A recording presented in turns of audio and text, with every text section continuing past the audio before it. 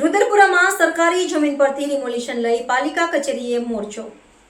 સુરતના રુદરપુરામાં સરકારી જમીન પરથી અનધિકૃત કબજા દૂર કરવા ડિમોલેશનની કાર્યવાહી સામે સુરત કોંગ્રેસે સ્થાનિકોના હકમાં સવાલ ઉઠાવ્યા છે। રુદરપુરા વોર્ડ નંબર 1 વિસ્તારમાં સરકારી જમીન પરથી અનધિકૃત કબજા દૂર કરવા મ્યુનિસિપલ કોર્પોરેશન દ્વારા ડિમોલેશનની કાર્યવાહી શરૂ કરવામાં આવી છે। આ કાર્યવાહી હેઠળ વર્ષોથી વસતા સ્થાનિક નિવાસીઓને હટાવવામાં આવી રહ્યા છે, જેના પર કોંગ્રેસ પાર્ટી અને સામાજિક કાર્યકરોએ વૈકલ્પિક રહેઠાણ વિના લોકોને બેઘર બનાવવા વિરોધ દર્શાવ્યો છે। સુરત મ્યુનિસિપલ કોર્પોરેશન દ્વારા સરકારી જમીન મુક્ત કરવાની મુહિમ હેઠળ કાર્યવાહી કરવામાં આવી રહી છે, ત્યારે રુદરપુરાના વોર્ડ નંબર 1 દાયકાઓથી વસતા લોકોને નોટિસ આપી મકાનો ખાલી કરવા ફરમાન કરાયું છે। અસરગ્રસ્તો માટે કોંગ્રેસના નેતાઓ અને સ્થાનિકો મળી પુનર્વસાહતની વ્યવસ્થા વિના લોકોને બેઘર ન કરવા જોઈએ તેવી રજૂઆતને લઈ પાલિકાની મુખ્ય કચેરીએ મોરચો પહોંચ્યો હતો। સુરત કોંગ્રેસના નેતાઓ મ્યુનિસિપલ કમિશનર સમક્ષ રજૂઆત કરીને માંગ કરી છે કે સ્થાનિકોને વૈકલ્પિક રહેઠાણની રાહત અપાવી તેમણે આ કાર્યવાહીને ગરીબો પ્રત્યે નિર્દય ઠેરવી છે। હું રુદરપુરા અત્યારે જે ડિમોલિશનમાં જવાનું છે ત્યાં જ રહું છું। આશરે હું 30-35 વર્ષથી રહું છું ત્યાં, અને અચાનક અમને ડિમોલિશન કરવાની વાત કરી છે। 2 દિવસમાં મકાન ખાલી કરો એવી રીતે કહેવામાં આવ્યું છે। હવે અમે અમારા બાલ બચ્ચાઓને લઈને ક્યાં જવાના? આવી રીતના અચાનકથી ધમકી આપવામાં આવે છે, ખાલી કરો 2 દિવસમાં। અમારે શું કરવાનું? અમારે ક્યાં જવાનું? બીમારવાળા અમારે ત્યાં બધા 80 વર્ષથી ઉપરના વૃદ્ધો રહે છે, તો એ લોકોને લઈને અમે લોકો ક્યાં જઈએ? ક્યાં છત શોધીએ અમે લોકો? શું માંગ લઈને અહીંયા? અમને અમારો હક જોઈએ છે। અમે આટલા વર્ષોથી રહીએ છીએ, અમને ઘરની જગ્યા પર ઘર આપો। સુરત શહેર કોંગ્રેસ સમિતિના નેજા હેઠળ કાદરસા નાળ અને રુદરપુરાના સ્લમ વસાહતના વસાહતીઓ એમની રજૂઆત કરવા આવ્યા છે।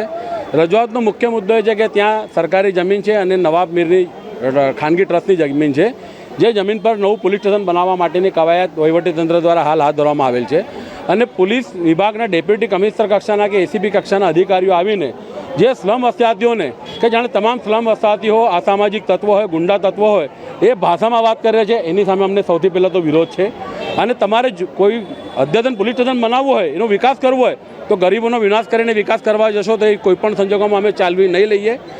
ત્રીજી અમારી રજૂઆત એ છે કે સુરત મહાનગરપાલિકા વર્ષ 2006 અને 2007માં જે સુરત શહેરની સુરત મહાનગરપાલિકાની જમીન હોય કે સરકારી જમીન હોય, એના વિકાસ માટે ઉપયોગમાં લીધી હોય તો એ તમામ એ સરકારી જમીનો પર રહેલા વસવાટ સ્લમ વસાહતીઓને વૈકલ્પિક આવાસની વ્યવસ્થા કરી આપી છે, ને એ મુજબ કોસાડ, બેસ્તાન, ડિંડોલી, જહાંગીરપુરા વગેરે વિસ્તારોમાં લોકોને વૈકલ્પિક આવાસ મળ્યા છે।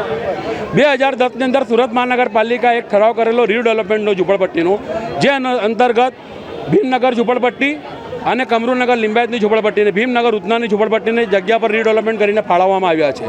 ત્રીજો વર્ષ 2013નો ઠરાવ છે કે જેમાં સુરત શહેરની તમામ સ્લમ વસાહતોને પીપીપી ધોરણે જગ્યા પર જ પુનઃવસન કરવાનું છે।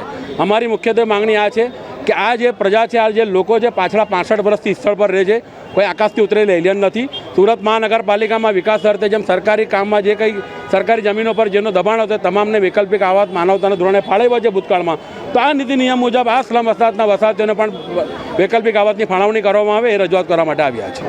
આજે અમે લોકો સુરત શહેર કોંગ્રેસ સમિતિ અને નાનપુરાના રહેવાસીઓ, જેઓને રાતોરાત ઘર ખાલી કરવાની ધમકી આપવામાં આવે છે પોલીસો દ્વારા, મહિલાઓને ધમકી આપવામાં આવે છે, અભદ્ર ગાળો બોલવામાં આવે છે કે અમે બુલડોઝર આવીને તમારું ઘર તોડી નાખીશું, તાત્કાલિક ખાલી કરી નાખો। એવા કમસે કમ 150થી 200 મકાન છે જે 50 વર્ષથી જૂના એ વિસ્તારમાં વસેલા છે। એમનું કહેવું એવું છે કે સરકારી જગ્યા છે, સરકારી જગ્યા ભલે છે પણ 50 વર્ષથી વેરા બિલનું એમની પાસે છે, એમની પાસે કોઈ આકારણી કરવામાં નથી આવી। એઓ રાતોરાત આવીને ખાલી એમાં ગરીબ અને દલિત અને મુસ્લિમ લોકો છે, જે અતિ ગરીબ અને મધ્યમ વર્ગના લોકો છે, જેઓનું જીવન જ એના અહીંયા છે, એમનો કામ ધંધો અહીંયા, એમના બાળકો આ શાળામાં ભણે છે, એમને ત્યાં સિનિયર સિટીઝન છે, એમને ત્યાં કોઈ આર્થિક વ્યવસ્થા એવી નથી। એવો અત્યાર સુધી જે કમાયા છે એની ખૂન પસીનાની કિંમતથી ઘર બનાવેલું છે, પાકા મકાનો છે, તો એ તોડી દેવાની, રાતોરાત તોડી દેવાની ધમકી આપવામાં આવે છે। એટલે આ તાનાશાહી લોકો ગરીબોને જોતા નથી। જેમ કે સરકારે એમને અધિકાર આપેલો છે, રહેવાનો અધિકાર, એમની પાસે અત્યાર સુધી સુરત મહાનગરપાલિકા વિસ્તારમાં સરકારી જમીનો પર જે પણ વસવાટ હતું એ વસવાટમાં વૈકલ્પિક વ્યવસ્થા રહેવાની વ્યવસ્થા આપી હતી. EWS, મુખ્યમંત્રી આવાસ યોજના, પ્રધાનમંત્રી આવાસ યોજના, આ બધી યોજનાઓ ગરીબ અને મધ્યમ વર્ગ માટેની જ છે. પણ કોઈને રાતોરાત ઘરમાં ઉજાડવું અને વેપારી બિલ્ડરોને પહોંચાડવું આ સરકારનો નિયમ છે.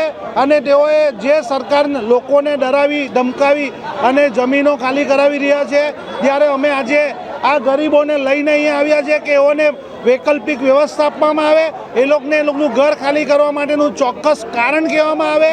આ કોઈ તાનાશાહ નથી, આ લોકતંત્ર છે. લોકતંત્રની અંદર મતદાર એ આ શાસકોનો રાજા કહેવાય, એનો ભગવાન કહેવાય, તેમને એ લોકો જવાબ આપવા માટે તૈયાર નથી. ત્યારે અમારે આંદોલન કરવું પડે છે અને આ આંદોલન જ્યાં સુધી આ પ્રજાને ન્યાય નહીં મળે ત્યાં સુધી અમે ચાલી રાખીશું.